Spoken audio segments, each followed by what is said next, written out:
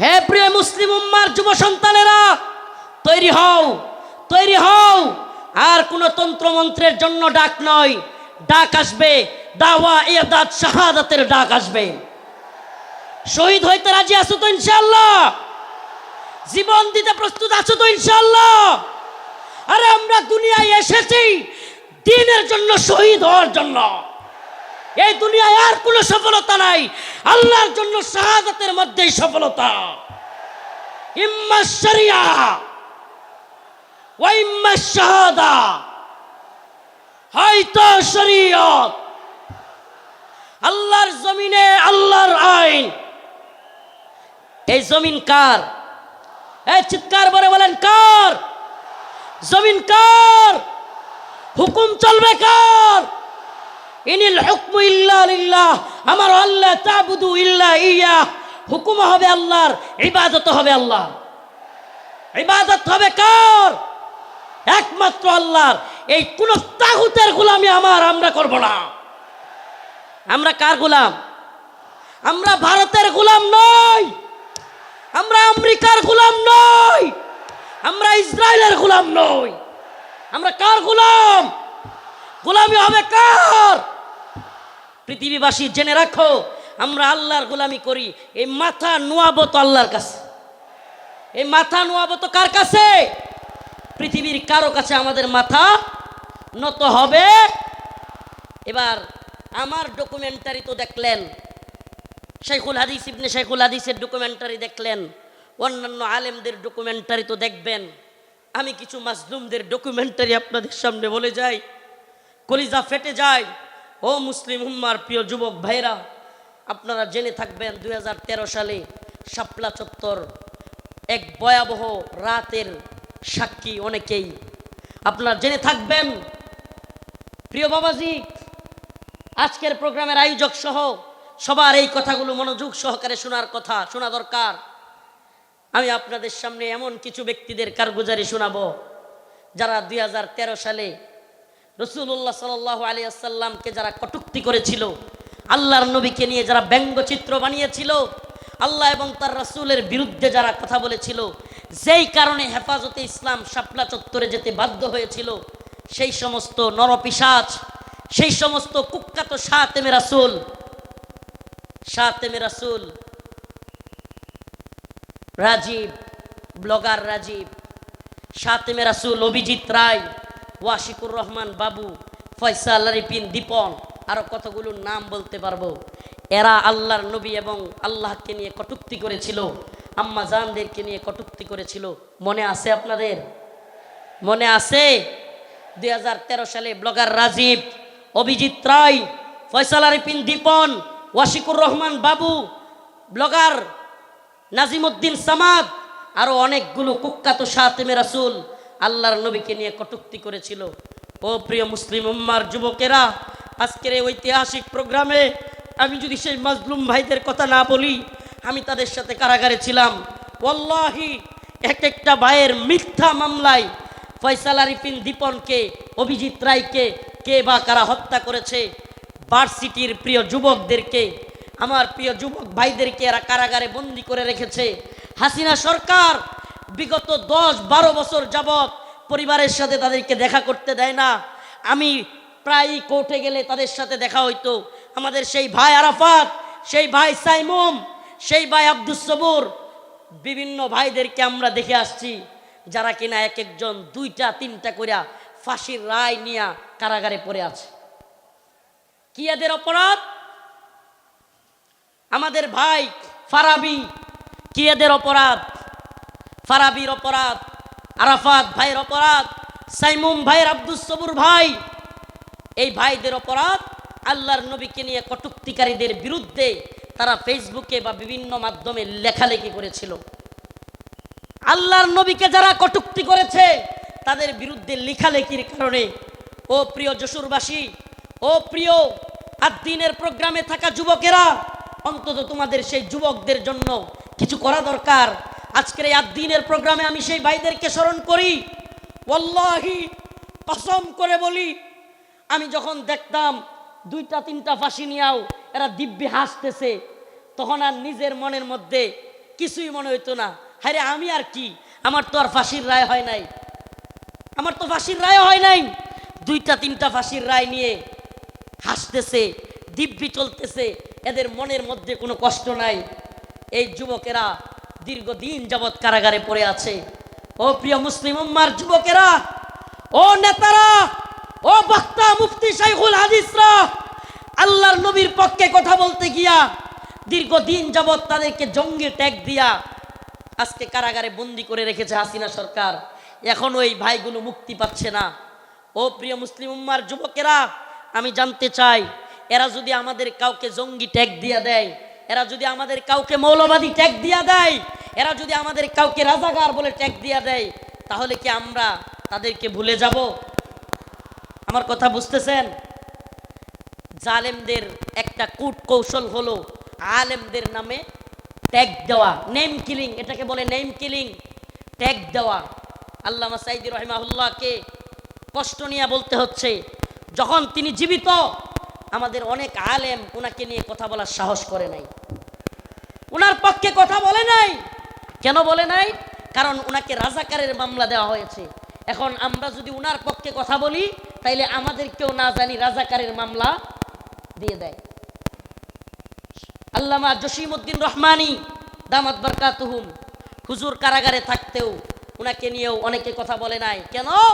কারণ উনার পক্ষে কথা বললে জঙ্গিবাদী মামলা দিয়ে দিবে। আল্লাহর কসম করে বলি, খুদার কসম করে বলি, আমাদেরকে রাজাকার বলো, জঙ্গিবাদী বলো, মৌলবাদী বলো, আর যাই বলো, আমরা মাজলুমদের পক্ষে কথা বলবোই, বলেই যাব। রাজি আছেন তো ইনশাআল্লাহ? আল্লামা সাঈদী রাহিমাহুল্লাহ চলে গিয়েছেন, জসিমউদ্দিন রহমানী হাফিজাহুল্লাহ বের হয়ে গিয়েছেন, কিন্তু ও আদ-দ্বীনের মুসলমানেরা, আজকের এই যশোরের লাখো জনতা, প্রিয় উম্মাহ, আজকের এই মিডিয়ার মাধ্যমে, সব কিছুর মাধ্যমে আমি জানাতে চাই, আমার ভাইরা আল্লাহর নবীর পক্ষে লেখালেখি করতে গিয়া যারা মামলা খেয়েছে, ফাঁসির রায় লেগে গেছে, আমরা কি তাদের মুক্তি চাই? মুক্তি চাই। আমার ভাইদেরকে 2-3টা করে ফাঁসির রায় দিয়ে বন্দি করে রেখেছে হাসিনা। হাসিনার কাজই ছিল বিভিন্ন জঙ্গি নাটক সাজায়া আলেমদেরকে, তরুণ তরুণ যুবকদেরকে যারা দ্বীনকে ভালোবাসে, টাকনুর উপর কাপড় পরে, এদেরকে ইন্ডিয়ার কথায় রয়ের প্ল্যানে মুসলিম উম্মার যুবকদেরকে, দ্বীন যারা ভালোবাসে তাদেরকে গ্রেফতার করা, তাদেরকে জঙ্গি বলা, মৌলবাদী বলা, এটা একটা ট্রেন্ড ছিল, এটা তাদের একটা ট্যাগ মিশন ছিল, মিশন, তাদের একটা মিশন। এই মিশন আমরা পা দিতে পারি না। আমরা আমাদের ভাইয়ের মুক্তি চাইবই। ঠিক আছে তো ইনশাআল্লাহ? সবাই মুক্তি চান তো ইনশাআল্লাহ? আমার প্রিয় ভাইদের মুক্তির ব্যবস্থা করা হোক দ্রুত। যদি তারা মুক্তি না পায়, খুদার কসম করে বলি, এত বড় বড় বক্তা, এত যশ খ্যাতি মূল্যহীন, মূল্যহীন, মূল্যহীন। আমরা যদি মাজলুমদের পাশেই দাঁড়াতে না পারি, আজকের আলোচনার বিষয় এটাই, ওমা লাকুম লা তুকাতিলুনা ফি সাবিলিল্লাহ ওয়াল মুস্তাদাফিনা মিনার রিজাল ওয়ান নিসাই ওয়াল উইলদানিল্লাযীনা ইয়াকুলুনা রব্বানা আখরিজনা মিন হাযিহিল ক্বরয়াতিল যালিমি আহলুহা ওয়াজআল লানা মিন লাদুনকা ওয়ালিয়্যা ওয়াজআল লানা মিন লাদুনকা নাসীরা। আল্লাহ রাব্বুল আলামিন বলেন, ওমা লাকুম লা তুকাতিলুনা ফি সাবিলিল্লাহ, তোমাদের কি হয়ে গেল? তোমরা আল্লাহর পথে কিতাল করতেছ না, যুদ্ধ করতেছ না। জিহাদ বললে অনেকে অপব্যাখ্যা করে, নফসের জিহাদ, এটা সেটা অনেক অপব্যাখ্যা করে। কারণ কি? কারণ কি? কারণ আল্লাহ বলছেন কুতিবা আলাইকুমুল কিতাল ওয়া হুয়া কুরহুল লাকুম। কারণ আল্লাহ পাক জানতেন জিহাদের ব্যাপারে অনেকের অ্যালার্জি থাকবে, অনেকে অপছন্দ করবে। আমাকে বলেন, আল্লাহ পাক যখন কোরআনে কারীম নাজিল করেছেন, আল্লাহর রাসূল কি জিহাদকে অপছন্দ করতেন? হ্যাঁ, সাহাবায়ে কেরাম অপছন্দ করতেন। তাহলে এই আয়াত কাদের জন্য? কুতিবা আলাইকুমুল কিতাল ওয়া হুয়া কুরহুল লাকুম, এই আয়াত কাদের জন্য? আল্লাহ পাক জিহাদকে, যুদ্ধকে ফরজ করেছেন দ্বীনের জন্য, অথচ তোমরা তা অপছন্দ করবে, অপছন্দ করো। আল্লাহ বলছেন তোমাদের অনেক জিনিস আছে অপছন্দ, কিন্তু হুয়া খায়রুল লাকুম, সেটার মধ্যে কল্যাণ আছে। আমার তো মনে হয় আল্লাহ পাক, আমার মনে হয় না, এটাই তাফসীর, এটাই ব্যাখ্যা, যে আল্লাহ পাক সেই সমস্ত লোকদেরকে উদ্দেশ্য করে বলেছেন যারা জিহাদকে অপছন্দ করবে। সাহাবায়ে কেরাম জিহাদকে অপছন্দ করতেন না, আল্লাহর নবী আল্লাহর দ্বীনের পক্ষে জিহাদকে অপছন্দ করতেন না। যারা অপছন্দ করে তাদের জন্য এই কথা। অথচ দিকে দিকে মাজলুম, ওমা আলাকুম লা তুকাতিলুনা ফি সাবিলিল্লাহ, তোমাদের কি হয়ে গেল, তোমরা আল্লাহর পথে যুদ্ধ করতেছো না। ওয়াল মুস্তাদআফিনা মিনার রিজাল ওয়ান নিসাই ওয়াল বিলদান, দুর্বল নারীরা, দুর্বল বাচ্চারা চিৎকার করে করে বলতেছে ইয়াকুলুনা রব্বানা আখরিজনা, আয় আল্লাহ আপনি আমাদেরকে বের করেন, মিন হাদিহিল ক্বরিয়াতিজ যালিমি আহলুহা, এই ভূখণ্ডের মানুষরা বড় জালেম, ওয়াজআল লানা মিন লাদুনকা ওয়ালিয়া, আপনি আমাদের জন্য অভিভাবক পাঠান, ওয়াজআল লানা মিন লাদুনকা নাসীরা, আপনি আমাদের জন্য সাহায্যকারী পাঠান।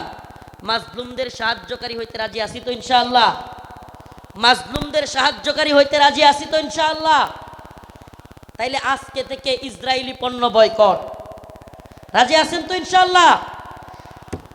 আজকে থেকে যে সমস্ত মাজলুমরা রসুলের পক্ষে লিখতে গিয়ে, বলতে গিয়ে, আমার ভাই ফারাবি, আমার ভাই আরাফাত, সাইমুম, আমি আমার ভাই বলতেছি, পারলে আমারে মামলা দিয়ে দে, আমার যায় আসে না। তাদের সাথে আমারে মামলা দিয়ে দিলে আমার যায় আসে না, এরা আমাদের ভাই। আমরা অনেকেই সেই গাজী ইলমুদ্দিনের গল্প বলি, ভারতে রঙ্গিলা রাসূল বই লিখেছিল নাউজুবিল্লাহ, সেই গল্প বলতে পছন্দ করি। কিন্তু বাংলাদেশের গাজী ইলমুদ্দিনরা 2টা-3টা করে ফাঁসির রায় নিয়ে কারাগারে পড়ে আছে, সেই খবর আমরা কেউ রাখি না। প্রিয় ভাইরা আমার, বন্ধুগণ আমার, মাজলুম উম্মার পক্ষে দাঁড়াতে হবে। আজকের আমার আলোচনার মূল কথা, মাজলুম উম্মার পাশে দাঁড়াতে, মাজলুম উম্মার পাশে দাঁড়াতে। ইন্নামাল মুমিনুনা ইখওয়া, মুমিন মুমিনের ভাই। আমার অন্য মুমিন ভাই কষ্ট পেলে আমার অন্তরে আঘাত আসবে। এদেশের কোনো আলেমকে আল্লাহ না করুক জাতীয় আন্তর্জাতিক চক্রান্তের কারণে নতুন করে কেউ যদি, কোনো জালেম যদি এদেশের কোনো আলেমকে আবারও জুলুম করতে চায়, আবারও যদি শেখুল হাদিস আল্লামা মামুনুল হককে, শেখুল হাদিস আল্লামা মামুনুল হক সহ, মুফতি আমির হামজা সহ, মুফতি হারুন ইজহার, এদেশের অনেক বক্তা যারা কিনা কারাগারে ছিল, আবারও যদি সেই সমস্ত আলেমদেরকে কেউ গ্রেফতার করবার দুঃসাহস করে, জাতীয় আন্তর্জাতিক চক্রান্তের কারণে আবারও যদি আলেমদের দিকে কেউ চোখ তুলে তাকায়, কেউ যদি হাত তোলার সাহস করে, সেই হাত ভেঙ্গে গুড়িয়ে দেওয়ার হিম্মত আছে তো মুসলমান? আছে তো ইনশাআল্লাহ? জাতীয় আন্তর্জাতিক চক্রান্ত চলছে।